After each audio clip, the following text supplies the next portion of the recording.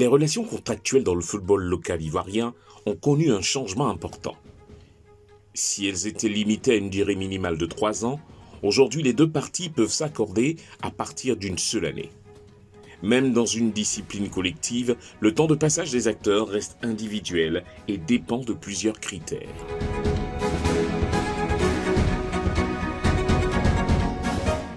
Cette saison, ça dépend. On a fait 3 types de saisons, 3 types de contrats plutôt. Les plus jeunes joueurs ont été signés pour 3 ans. Et puis, il y a des contrats d'aspirants. Les contrats d'aspirants peuvent aller aussi d'1 an, rien que pour mettre le joueur en observation. Il y a le contrat de 2 ans, comme je le disais, pour des joueurs seniors que nous sommes allés chercher dans les différents clubs. C'est le cas de Kaba Mohamed, arrivé cette saison chez les Magnans d'Adjamé en provenance du Sporting Club de Gagnoa. J'ai tiré vers la fin et je reviens au Stella qui est ma maison. J'ai été ici depuis très jeune, très petit même. J'ai fait toutes mes classes ici. J'ai fait toutes les catégories. Donc aujourd'hui, je peux dire que c'est essayer de finir en beauté d'abord et puis transmettre un peu au club ce que le club m'a permis de réaliser comme carrière. S'accorder sur un tel projet à moyen ou long terme est assimilable à un match où certains partis jouent le rôle de défenseur. Club, joueurs, représentants des joueurs sont tous à la recherche de cette offre, mais à quel prix? Bon, il y a 3, voire 4 conditions. La qualité du joueur, l'âge du joueur, comment on appelle l'argent, et surtout le feeling qu'il y a entre l'agent et le président du club. Si j'ai une bonne garantie pour dire que percevoir le salaire à temps comme il le faut, et puis en plus aussi il y a la prime à la signature. Donc je pense que c'est les 2 garanties pour avoir. Et puis aussi, il y a le club aussi. Si c'est un club qui a de l'ambition, qui est structuré, et puis tu sais que tu peux progresser avec le club. Et puis, on a toujours un projet individuel pour chaque joueur. On a pris des joueurs ici qui sont à 10 ans de fidélité avec le club. À chaque fois, c'est 2 ans de contrat renouvelable. Ça fait peut-être pour d'autres joueurs qui ont pu renouveler par 5 fois comme ça ou 3 ans directement.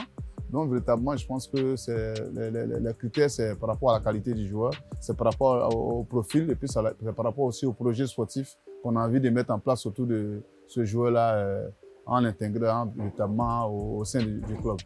Travailler avec quiétude dans un environnement stable est un filet de sécurité pour tous les acteurs, engagés sur et en dehors du rectangle vert.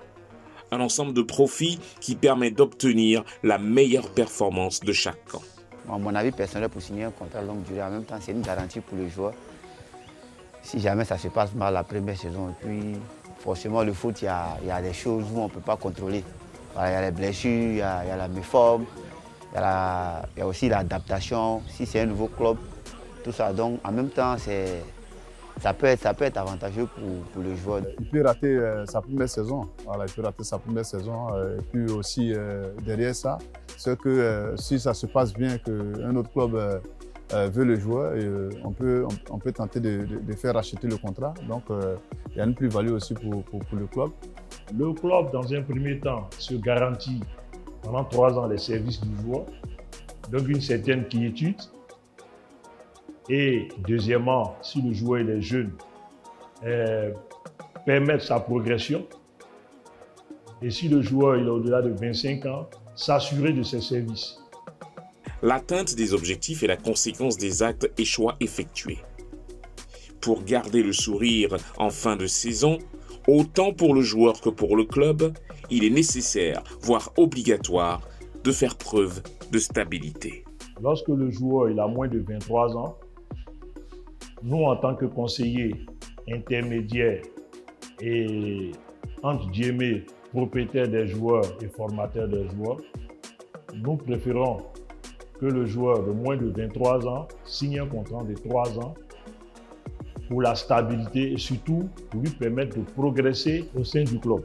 Parfois, on a eu des cas où c'était pressé. Quand il grille les étapes, c'est sûr que ça peut se rattraper. Donc,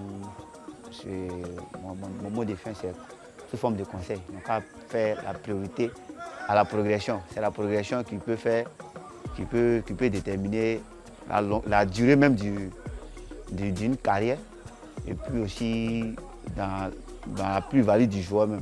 Voilà, quand tu progresses, c'est sûr que ta valeur va augmenter et puis faire une bonne carrière.